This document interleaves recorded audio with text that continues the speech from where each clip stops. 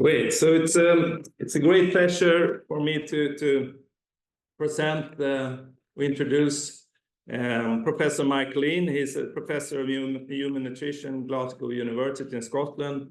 I think most of you know Mike or heard about him and know about his research. He's been very active in obesity, diabetes, and metabolic syndrome research and nutrition for several decades.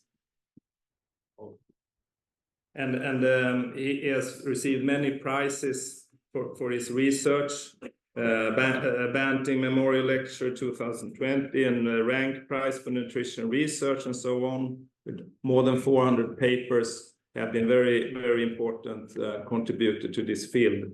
And now he will talk about diabetes remission. What is the next mountain to climb? And we look forward to hear his talk. Long introduction. Okay. Yes. Okay, the excitement. Hello. You want to... What are we doing? Oh my goodness, I might get it wrong. Is it correct? I think I can fly. I have no idea what you're doing. I think you... Yeah, that's correct. It feels a bit better. Right. I think you all know the content of my talk. Is that right? So I don't need to spend any time on anything. And the good news is that mountains, there's a picture here of a mountain which we can discuss later. There are disclosures which are boring. Diabetes type 2 is common. I'm going to go really fast because you all want to ask questions. Type 2 diabetes is really common, causes a lot of problems, and perhaps we as doctors have not fully recognized that or transmitted that to our patients and to the populations. I think people still regard type 2 diabetes as an inconvenience, something that happens to old people. We've got to change that. That's the biggest, huge mountain climb.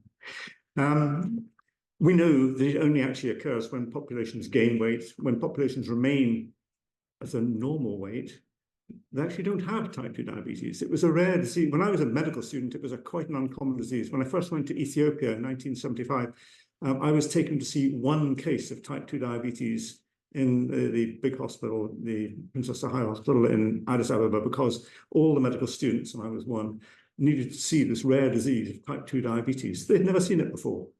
Now it's, I mean, rife, as you know. So population gain weight, and it kills. You've seen that slide before. You all know the Nurses' Health Study. We have some of it here. This relationship, the relative risk figures here, are so enormous, and these are relative risks of up to 100-fold, are so enormous that these can only be a causal relationship. There's no possibility that this is just by chance people who are overweight happen to have more diabetes, unless there's some fundamental factor that is driving both obesity or weight gain and diabetes, which is separate from those two, and I don't see it. I think it's the same disease. It's causing the diabetes in susceptible individuals. And it's a good place to have a BMI of around about 21 or 22. Thank you. Prevention, and thanks to Matti. Is Matti here? I don't think so. For the marvelous meta-analysis, which has built on, this is the diabetes prevention trial. Take people with pre-diabetes. We know they're on the slippery slope. They're overweight or obese. If we get them to lose quite a modest amount of weight, they will not get diabetes. Over half of them don't get diabetes if they can lose just 8 kilograms, keep 4 kilograms off, and they remain BMI around about 30 or something for the duration of the study. So they're still a long way overweight. They're not normal, but a lot of them don't get their diabetes if you can put into place modest weight gain. The meta-analysis, many of these studies have the same sort of results with a relative risk or risk reduction of 0.53 or 4, which ties in with weight loss. A lot of these studies have done other things as well, physical activity, and mind-enhancing activities, but it's the weight loss which is the primary driver. And I think that's an important message because there are distractors around who talk about physical activity. It's lovely. Physical activity is great. Makes you feel good. It helps in all sorts of ways, but it actually isn't that great for dealing with diabetes. And I think I've made some sort of general comments here which we can discuss, that if you do not have weight loss, exercise does have benefits, small benefits, but real benefits, and they're important. And if you don't have weight loss, then diet does have some small effects, but they're really very small. So weight loss is the dominant thing. But I think this bit I put in the yellow here, from years of experience in managing diabetes, this is a problem. People with type 2 diabetes, people who are overweight in general, but particularly those with diabetes, really struggle to control their weight. And that's not because they're stupid or ignorant.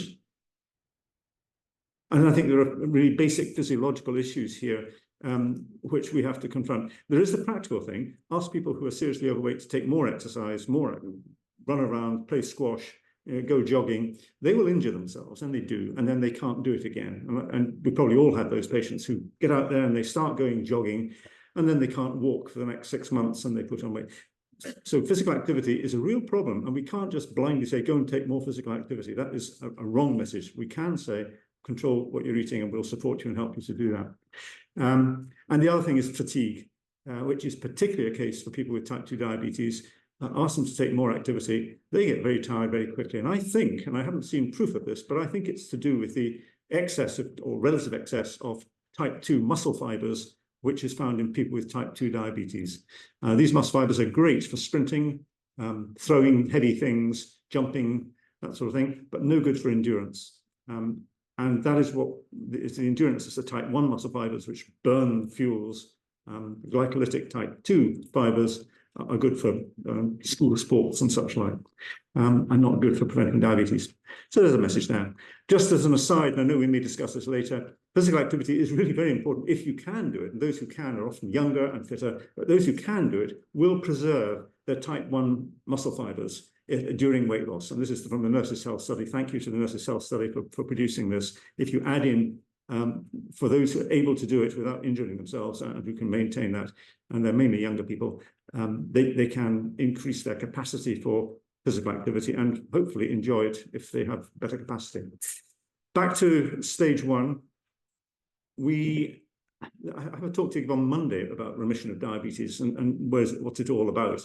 And of course, way back, I was doing research in Cambridge on brown adipose tissue and all this exciting stuff, and twigged that people with type 2 diabetes have absent thermogenesis if you put them in a cold place, and more of them turn up with hypothermia. You could look at your records of hypothermia, and most of your patients will have type 2 diabetes, something going on there. If they have excess fat in that brown adipose tissue, it doesn't work. And we did CT scans and looked at fat distribution back in the 1980s, which showed that people with type 2 diabetes have ectopic fat. And it all seemed to be to do with gaining weight, gaining fat, putting it in the wrong place. And I thought, well, perhaps if you get rid of that fat, we'll get rid of the diabetes or get rid of some things. And that was, I mean, I joke about this study from 1990 saying that we were going to sack the dietitians if we didn't get a benefit. We wouldn't have. But what we were really expecting or hoping to see was that we could actually get rid of some of the diabetes. And what this study showed was that if people were able to lose 14 or 15 kilograms in weight, they lived as long, their life expectancy was as long as people who do not have diabetes in the same population. And David Williamson produced some very similar observational data along the same lines. And that to me said there's a real phenomenon here that we need to chase, and we by all means look for the mechanisms within that, but there is a phenomenon whereby quite major weight loss is able to actually knock out some of the consequences of this disease, perhaps the whole disease process. And that was what lay behind the DIRECT trial. Teaming up with Roy Taylor, who'd done some very small studies, N of 7. I mean, really hitting big time with mechanistic studies at the right place and the right, using the right tools to show that losing 15 kilograms and remove that ectopic fat rather specifically and put back their pancreatic function in just these small studies. So we then set out with funding from Diabetes UK, and thank you, Diabetes UK, for making this possible. And I think, and I'm going to go fast through this, the plan was to take very ordinary people with type 2 diabetes in the community, in primary care. They didn't come into hospital because that's where they all are. And there are huge numbers. We can't bring them into hospital. We can't give them fancy treatments in hospital. This has to be done in the community if we're going to make an impact. And in principle, it's dead simple. You take people, very ordinary people, there they are, except note that their body mass index is 35. You're never going to get these people down to a BMI of 21. Much as we might like to. So they are way beyond physiology. And see if we can get them to lose weight, as many as possible, and see what happens to diabetes. Day 1, stop your medication. And this is really a big message. It's coming back to bite me now, because we said stop your medication because we've got good evidence that from observations that if you don't stop your glucose-lowering drugs, you run a risk of hypoglycemia. If you don't stop your antihypertensive drugs, you might suffer postural hypotension. And I've had car crashes, I've had people with banged heads, detached retina from hitting a radiator with postural hypotension. Fainting, blacking out when you lose blood pressure is a really big problem. GPs were very reluctant. They are believing strongly that their blood pressure treatment is so important, and if you stop it, something terrible will happen. Let me show you what happened. Anyway, they went on to this program, 3 months of induction of weight loss. We used the formula diet, and that was because our patients said that that was going to help them, because they didn't have to go into a kitchen, they didn't have to get temptation. You know, it was going to be clean and simple, and that is actually what proved to be the case in UK, in Scotland, and it's also proved to be the case in a number of other countries. But, and we'll come on to it, there are plenty of other countries where you can't do this because formula diets are way too expensive. We have to do something else. But you achieve weight loss, you then reintroduce foods gradually, with difficulty, with a lot of support, into a weight loss maintenance. And the weight loss maintenance diet was very similar to that we have in UK. To make it sustainable, and this comes back to work on traditional diet patterns rather than therapeutic diets, the aim should be to have common foods, cheap foods, no extra cost to the participants, which would fit in with their friends and families. So there it goes. Just to remind you, they don't all lose 15 kilograms or anything like 15 kilograms. And I drew some lines on that, the mean. You normally see data presented as a mean, very unhelpful. There's the mean, but look at the scatter around it. And you can see that there are around about perhaps 20 or 30% of our participants who did very badly at the beginning and who did very badly throughout. They did no better than they would have done just going down the road and talking to somebody to try and lose weight. I won't pick on any group there. There were about getting on for, well, it was half of our participants did exactly what they were told, or very nearly, and they lost enormous amounts of weight. And they did it quickly, they did it early. So early weight loss using this program was a strong predictor of long-term success. And there are a group in the middle who sort of didn't take it that seriously, but did better than going down the road. Results, you know, the sort of stunning result. We set out to get over 20%, 22% remissions, because that was what our health service said. The National Health Service said, we will have to do something different if you can get 22% or over 20% remissions of diabetes. We got 46%.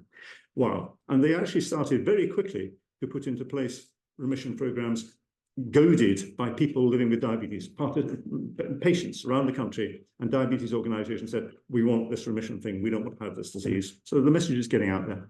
Year 2, that was down from 46 to 36%, and the difference was those 15 individuals who regained weight, and they put back in the ectopic fat, and Roy Taylor had data on some of those, to get back their diabetes by getting their weight closer to the baseline than 10 kilograms. So if they remained more than 10 kilograms below baseline, there was a very high chance of remission and maintaining remission. And that was shown in this study. These are the intervention group patients, so the patients who went through our program, not the controls.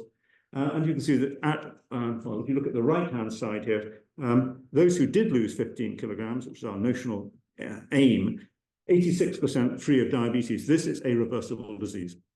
And those who, and that was maintained very well for 2 years. And of course, we got quite a lot of people into remission with lower amounts. But that was the message. The big message is, if you can lose that amount of weight, still with a BMI above 30, so they're still not normal, you can get rid of that diabetes for at least a couple of years. And there's a couple of messages here about those who didn't get remission. 14% did not get remission, 100 minus 86. What about them? Some of them very nearly got remission. So they probably needed to lose more than 15 kilograms. That's not a surprise, is it? There were about 3%, however, who got no improvement in their hemoglobin A1C. And these were interesting people. And we went back and discussed, you know, their histories and such like. Several of them, 3 in Glasgow, had histories of recurrent abdominal pains. One of them was actually diagnosed with previous pancreatitis. One had malnutrition during infancy and childhood. And we think that probably these 3% are people with other pancreatic damage, beta cell dysfunction, which we cannot resolve with weight loss. It's quite a small number, but most diabetes, type 2 diabetes, is reversible with weight loss. You've seen also previously the lovely data that came from Newcastle, which showed how with remission in the blue, you get a reduction in liver fat from the very high levels that we now see in pretty much consistently in everybody with type 2 diabetes. You get that normalized with that 15 kilograms weight loss. And with that, the VLDL drops, export fat drops, and the pancreatic fat drops. It's difficult to measure. The measurements are quite dodgy, but take a big enough group, you can see that reduction in the fat in the pancreas. And if we measured the heart and the skeletal muscle and various other places, I'm sure we would see that reduction. And that's a study that I hope somebody will do, to look at lots of other tissues during weight loss and show whether or not, and I think it will, we lose the ectopic fat. And with that loss of ectopic fat, you get these wonderful images of the pancreas restoring its volume, growing, getting bigger over 2 years. It takes 2 years to restore volume and to restore insulin secretion from the pancreas. So the pancreas is not dead. Beta cells can be reactivated if you get rid of that toxic fat. Blood pressure fell, and it fell really quite dramatically. The white line is people who are not on medication. You've got a fall of blood pressure of 12, 14 millimeters of mercury. That is enough to make some people just a tiny bit, wobbly. So be careful. We stopped the medication in the green for 1 medication, in the yellow for 2 and 3, in some cases 4 drugs we stopped. Their blood pressures did not go up. The GPs all thought we would give them rebound hypertension. No, that did not happen. And that is because weight loss using an 850 calorie diet is a very potent treatment for hypertension, much, much more potent than any of our medications. And that's important. The end of this shows the total diet replacement period, weight loss induction. At the end of that, blood pressure is down by about 10 or thereabouts, 10 millimeters of mercury on average for the whole lot. That does include 30% of those on previous medication who had to go back on medication once their weights stabilized. So there you go. Just an aside, the entire program was given face-to-face, traditional dietitian talking not dietitian, it was a practice nurse or a dietitian that happened to be a dietitian, face-to-face in practice, talking to individual patients. They've had 2 days training to do that. We've now, COVID, actually one of the benefits of COVID was that everything had to be changed into remote. So now this program is being delivered by trained staff, quite well-trained staff, remotely using telephones, WhatsApp, etc., etc. And the weight losses we're getting on average are at least as good as face-to-face. And also that allows us to reach people who find it difficult to get into clinics, who have mobility difficulties, and who actually don't like going into an obesity clinic or sitting in a waiting room being looked at because of their weight problems. So it's an advantage. Subsequent studies, we showed that the weight loss, there's a sort of almost a straight line. This is a bit of a fabrication. I think when we get enough other studies, they're not all going to be on a straight line. But in principle, the red line here shows a standby study, which was South Asian people who lost weight, and they got remissions of diabetes appropriate for their weight loss compared to the control groups, and then the direct trial and the Diadem 1 trial in Qatar. So they're all showing that you get more weight loss. This is all quite early weight loss, early in the after remission, 1 year, you get remissions of diabetes. We looked at, this is probably a bit of an old slide now, which looked at the studies which were reporting remissions of diabetes, and this is showing data where we could at 1 year, where direct was 46%, Diadem 1 is 61%, that's with shorter duration and slightly younger people. And then a number of other studies, the Verta Health and David Unwin and another one, which were using low-carb studies. The remissions are there, and they're actually quite important. I think David Unwin's study is interesting because he was able to get at his entire practice and bully people into his diet, which on deeper reflection was a weight loss diet, although he happened to use low carbohydrate diets, and he's a bit besotted with. Was David here? No, he's not. He's a very nice man, but besotted with low carb. The weight loss works. And subsequent to that, I've been involved, most of the studies here that I've been involved with, the sort of studies which are what we call the direct principle studies, the South Asian study in Glasgow, standby, Retune trial, which was with Roy Taylor in Newcastle, where he took people with BMIs down to 23 with type 2 diabetes, which is still overweight. And these were not South Asian people. These were sort of British type people who were not South Asian. What am I saying? They were European type people with BMI 23, but still had type 2 diabetes, lose weight, goes away. And he showed that the liver fat is reduced in the same way. 2 studies in Australia, and there you go. The 5-year results we've just published after some months of haggling with statisticians from the Lancet. Probably some of you here, I expect. What they showed was we were able to follow up our patients at 5 years following their intervention, the 2-year intervention trial. And what we showed was the people who'd been through the intervention 5 years on had a weight 6.1 kilograms below baseline.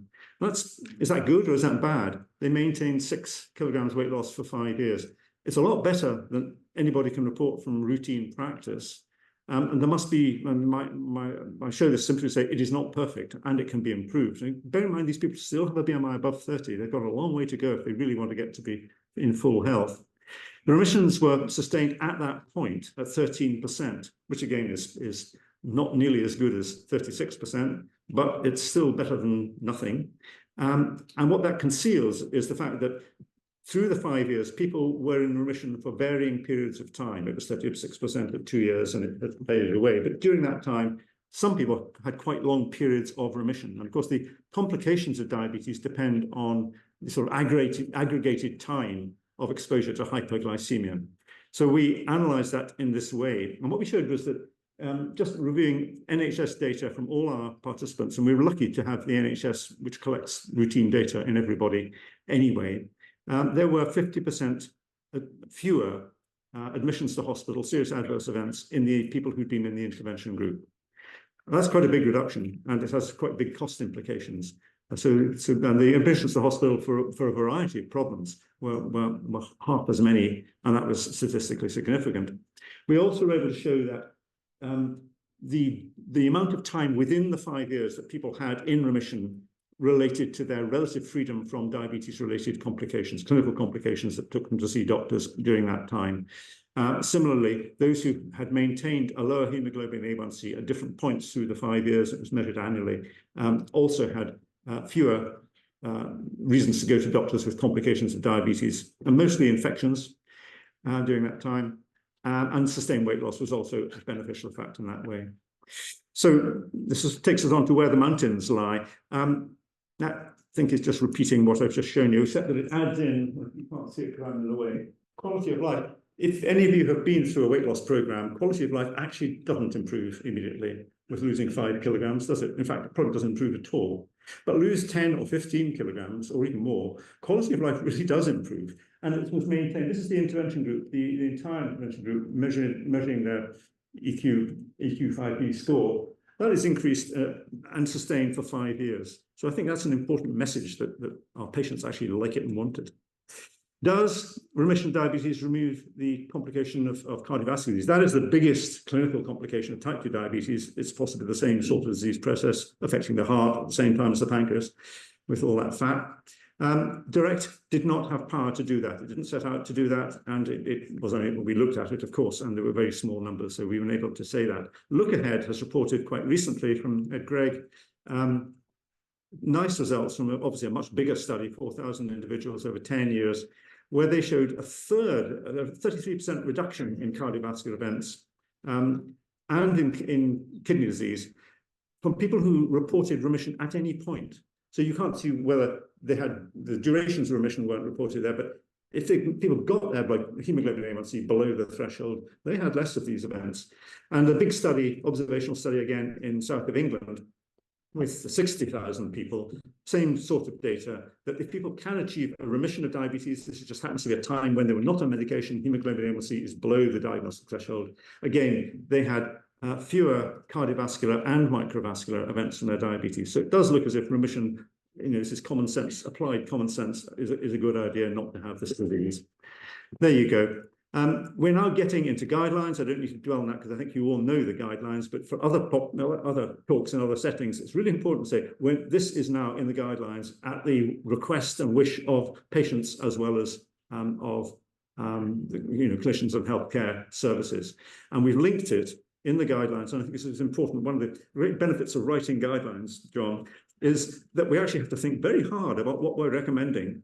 And those who write guidelines do come out of it with new ideas. And I think we came out of this with this sort of notion that there is something about a traditional diet, which means that it has cultural value, it's usually very cheap, and it's associated, historically at least, with freedom from all these horrible diseases.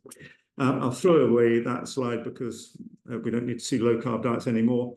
Just to say, oh, they don't. If you get the weight loss, they're great. Well, maybe great. They are good.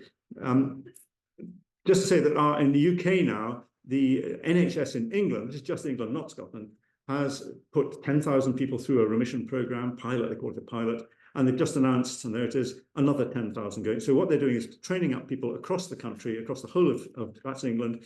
Scotland is already fully trained, with all our health boards now delivering the Counterweight Plus program, the same one that we used in Direct. But there's also a thing which we hadn't picked up on, and I think it would be good if somebody out amongst you could put numbers on this. When we put into place a program for remission of diabetes, that's quite sort of revolutionary. It gets headlines, it's in the papers, we've got Michael Mosley, bless him, doing more than ever I could do to promote remission of diabetes. He was a friend, and that was bad. But you have this knock-on that people are able to say, okay, if that works in clinical trials, perhaps we can do it ourselves. And in Scotland, we have a thing called the no diets diet. It's a joke. It has porridge in the morning. It has lentil soup at lunchtime. And if you want to lose weight, you have more lentil soup in the evening. You have to have 3 pieces of fruit, nutritionally perfect. People do it. People are doing it. And they're able to lose that 15 kilograms. And they write lovely emails to me saying, got clear of my diabetes. That's all we did. We have another project in Nepal now, which is similarly using a traditional diet, Dalbat. Wonderful. And here are some of the results. I shan't read the whole lot because otherwise all will get terribly excited. But at the end of a 12-month period, we started this is interesting, actually. We started with 70 people with type 2 diabetes, a hemoglobin A1C of, is it there, 6.8%, so relatively high, on multiple medications, some of them on insulin, and that's how we started. And we gave them this traditional diet program, which we worked out with dietitians in Kathmandu. And basically, in the first 3 months, we lost nearly a third of our patients. They just disappeared. And these were people who live remotely, who only erratically come into the clinic, and we had no idea what happened to them. But the others, there were, at the end of the year, 29% remissions. So that was a starting point for a new look. Here we have the conclusions. These are the conclusions you saw last year. They're incredibly boring, but they are absolutely true. Type 2 diabetes is preventable and it's reversible. We found that the use of formula diets was the most effective way of doing it, both for remission and as maintenance using meal replacements, but there are other ways of doing it.